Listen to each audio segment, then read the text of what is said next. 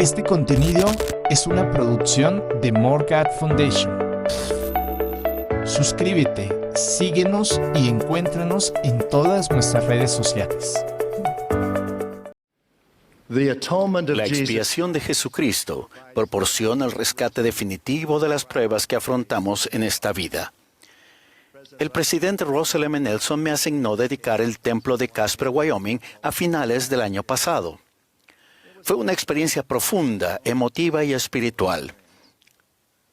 Puso claramente de relieve la función que cumplen los templos en el rescate de los hijos de Dios mediante la expiación del Salvador. Las estacas del distrito del templo abarcan una parte del camino utilizado por los pioneros santos de los últimos días entre 1847 y 1868.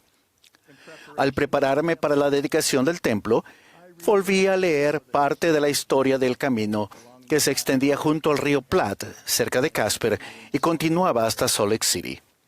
El camino había sido la ruta de cientos de miles de emigrantes al oeste. Mi énfasis principal fueron los más de 60,000 pioneros que viajaron por el camino. La mayoría de los pioneros llegaron en carromatos, pero unos 3,000 cruzaron en 10 compañías de carros de mano. 8 de esas compañías realizaron el monumental viaje con notable éxito y pocas muertes. Las compañías de carros de mano de Willie y Martin en 1856 fueron la excepción. Repasé los relatos de las compañías de Willie y Martin desde el momento en que comenzaron las terribles condiciones climáticas. Me familiaricé con los desafíos que afrontaron al cruzar el río Sweetwater y en Martins Cove, Rocky Ridge y Rock Creek Hollow. Yo no había estado dentro del templo de Casper antes de la dedicación. Al entrar al vestíbulo, de inmediato atrajo mi atención una pintura original de carros de mano titulada Between Storms, entre tempestades. Claramente el cuadro no tenía la intención de representar las tragedias que habían ocurrido. Mientras lo observaba, pensé, esta pintura es correcta. La mayoría de los pioneros de carros de mano no experimentaron tragedias. No pude evitar sentir que es como la vida en general. A veces nos hallamos entre tempestades y otras veces entre sol y sombra. Cuando me torné hacia la pintura original del otro muro, titulada Heaven's Portal, el portal del cielo, comprendí que esa bella representación estival de lo que se llamaba Devil's Gate, la puerta del diablo, con el claro y tranquilo río Sweetwater que fluía a través de ella, presentaba la belleza de la creación del Señor, no solo los desafíos que los pioneros afrontaron en esa horrible temporada invernal. Entonces miré hacia adelante detrás del escritorio de recomendaciones. Vi un bello cuadro del Salvador. Eso inmediatamente inspiró profundos sentimientos de gratitud. En un mundo de gran belleza también hay enormes desafíos. Al tornarnos a Jesucristo, el Salvador del mundo, Él nos rescata de las tempestades de la vida mediante su expiación de acuerdo con el plan del Padre. Para mí, el vestíbulo era una preparación perfecta para las salas del templo, que nos permiten recibir las ordenanzas de exaltación, hacer convenios sagrados y aceptar y experimentar plenamente las bendiciones de la expiación del Salvador. El plan de felicidad del Padre se basa en el rescate expiatorio del Salvador. La experiencia de los pioneros proporciona a los santos de los últimos días una tradición histórica singular y un potente legado espiritual colectivo. Para algunos, la migración se había estado gestando durante años después de haber sido expulsados por la fuerza tanto de Missouri como de Nauvoo. Para otros comenzó después de que el presidente Brigham Young anunciara el plan de los carros de mano, cuyo propósito era hacer más asequible la inmigración. Los carros de mano costaban mucho menos que los carromatos y los bueyes. Un misionero en Inglaterra, Millen Atwood, dijo que cuando se anunció el plan de los carros de mano, se propagó como fuego en pasto seco, y el corazón de los santos pobres dio un vuelco de gozo y alegría. Muchos habían orado y ayunado día tras día y noche tras noche para tener el privilegio de unirse a sus hermanos y hermanas en las montañas. La mayoría de los santos de los carros de mano experimentaron dificultades, pero evitaron grandes acontecimientos adversos. Sin embargo, la compañía de Willie y la compañía de Martin experimentaron hambre en extremo, exposición al gélido clima y muchas muertes. La mayoría de esos viajeros zarparon de Liverpool, Inglaterra, en mayo de 1856, a bordo de 2 barcos. Llegaron al lugar de Iowa City, donde se preparaban los carros de mano en junio y julio. Pese a las advertencias, ambas compañías partieron hacia el Valle del Lago Salado, ya demasiada entrada la estación invernal. El presidente Brigham Young se enteró por primera vez de la peligrosa situación de estas compañías el 4 de octubre de 1856. Al día siguiente se presentó ante los santos en Salt Lake City y dijo: muchos de nuestros hermanos y hermanas están en las planicies con carros de mano. Es preciso traerlos aquí. Tenemos que enviarles socorro antes de que el invierno se agrave. Pidió a los obispos que proporcionaran 60 yuntas de mulas, 12 carromatos o más y 12 toneladas de harina, y proclamó: vayan y traigan a esa gente que se encuentra en las planicias. El número total de pioneros de las compañías de carro de mano de Willie y Martin eran de aproximadamente 1,100 personas. Unos 200 de esos preciados santos murieron a lo largo del camino. Sin el oportuno rescate, muchos más habrían perecido. Las tempestades invernales comenzaron casi 2 semanas después de que los primeros rescatistas partieran de Salt Lake City. Los relatos de los miembros de la compañía de Willie Martin describen desafíos devastadores después de que empezaran las tormentas. Esos relatos también describen su gran gozo cuando llegaron los rescatistas. Al describir la escena de la llegada, Mary Hunter dijo: las lágrimas corrían por las mejillas de los hombres y los niños bailaban de dicha. Tan pronto como las personas pudieron controlar sus emociones, todos se arrodillaron en la nieve y dieron gracias a Dios. 2 días después, la compañía Willie tuvo que recorrer la parte más difícil del camino que atravesaba Rocky Ridge. En medio de una gélida tempestad, el último de ellos no llegó al campamento, sino hasta las 5 de la mañana del día siguiente. Murieron 13 personas y se las sepultó en una fosa común.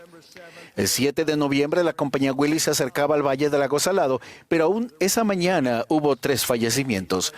2 días después, la compañía Willie finalmente llegó a Salt Lake City, donde se les recibió de modo maravilloso y fueron acogidos en los hogares de los santos.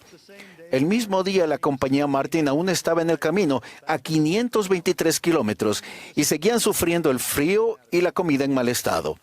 Pocos días antes habían cruzado el río Sweetwater para llegar a lo que ahora se llama Martin's Cove, donde esperaban hallar protección de los elementos. Uno de los pioneros dijo: fue el peor cruce de un río de la expedición. Algunos de los rescatistas, como mi abuelo David Patton Kimball, que tenía solo 17 años, junto con sus jóvenes amigos George W. Grant, Allen Huntington, Stephen Taylor y Ira Nebeker, pasaron horas en las congeladas aguas, ayudando heroicamente a la compañía a cruzar el río. Si bien este suceso ha recibido mucha atención, al aprender más sobre los rescatistas, comprendí que todos ellos seguían al profeta y desempeñaban funciones cruciales para salvar a los santos atrapados. Todos los rescatistas fueron heroicos, como lo fueron los emigrantes. Al estudiar su historia, agradecí las apreciadas relaciones familiares y la visión eterna y a largo plazo entre los emigrantes. John y Mary Linford y sus 3 hijos fueron miembros de la compañía Willie. John murió horas antes de que llegaran los primeros rescatistas. Le había dicho a María que estaba contento de que hubieran hecho el viaje y dijo: no viviré para llegar a Salt Lake, pero tú y los muchachos sí, y no lamento lo que hemos pasado si nuestros muchachos pueden crecer y criar a sus familias en Sion. El presidente James F. Faust ofreció este maravilloso resumen. En el esfuerzo heroico de los pioneros de los carros de mano, aprendemos una gran verdad. Todos deben pasar por un fuego purificador. Así, lo insignificante y lo que no es importante de nuestra vida se derretirá, haciendo que nuestra fe se mantenga viva, fuerte e intacta. Parece que hubiera mucho dolor, angustia y a menudo congoja en todos, inclusive en aquellos que buscan sinceramente hacer lo correcto y ser fieles. Aún así, eso es parte de la purificación que se requiere para llegar a conocer a Dios. En su expiación y resurrección, que dieron forma a la eternidad, el Salvador rompió las ligaduras de la muerte, habiendo logrado la victoria sobre la muerte para todos. Para aquellos que se han arrepentido de sus pecados, Él ha tomado sobre sí la iniquidad y las transgresiones de ellos, habiéndolos redimido y satisfecho las exigencias de la justicia.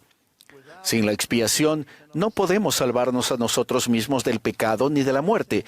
Si bien el pecado puede tener un papel significativo en nuestras pruebas, las adversidades de la vida se agravan por los errores, las malas decisiones, las malas acciones de los demás y muchas cosas fuera de nuestro control. Predicad mi evangelio enseña, conforme confiamos en Jesucristo y su expiación, Él puede ayudarnos a sobrellevar nuestras pruebas, enfermedades y dolores. Podemos ser llenos de gozo, paz y consuelo. Todo lo que es injusto en la vida se puede remediar por medio de la expiación de Jesucristo. Durante esta época de Pascua de Resurrección, nos centramos en el Salvador y su sacrificio expiatorio. La expiación brinda esperanza y luz en una época que para muchos es oscura y lúgubre. El presidente Gordon B. Hinckley declaró: cuando se ha examinado toda la historia, nada es tan maravilloso, tan majestuoso, ni tan formidable como este acto de gracia. Comparto 3 recomendaciones que creo que son relevantes para nuestros días. Primero, no subestimen la importancia de hacer lo que podamos para rescatar a otras personas de los desafíos físicos y especialmente espirituales. Segundo, acepten con gratitud la expiación del Salvador. Todos debemos esforzarnos por mostrar gozo y felicidad, incluso al afrontar los desafíos de la vida. Nuestra meta debe ser vivir con optimismo, viendo el lado bueno de la vida.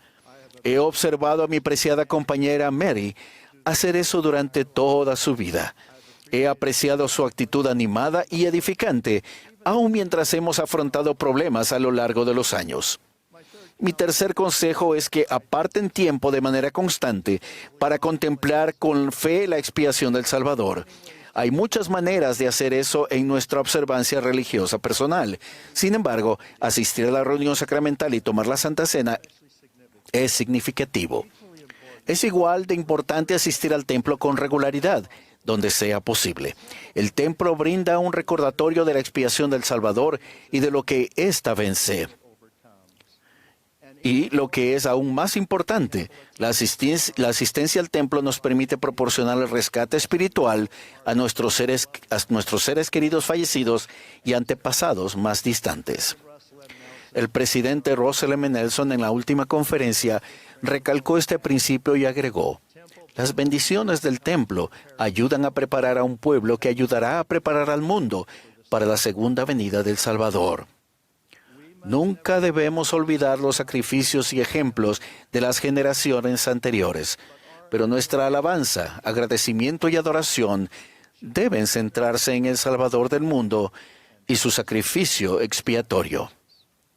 Testifico que la clave del plan de felicidad del Padre es la expiación efectuada por nuestro Salvador, Jesucristo. Él vive y guía a su iglesia. La expiación de Jesucristo proporciona el rescate definitivo de las pruebas que afrontamos en esta vida. En el nombre de Jesucristo. Amén.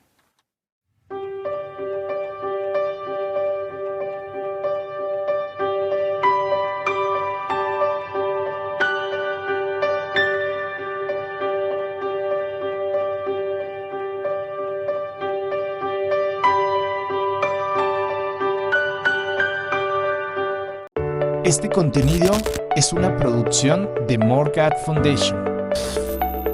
Suscríbete, síguenos y encuéntranos en todas nuestras redes sociales.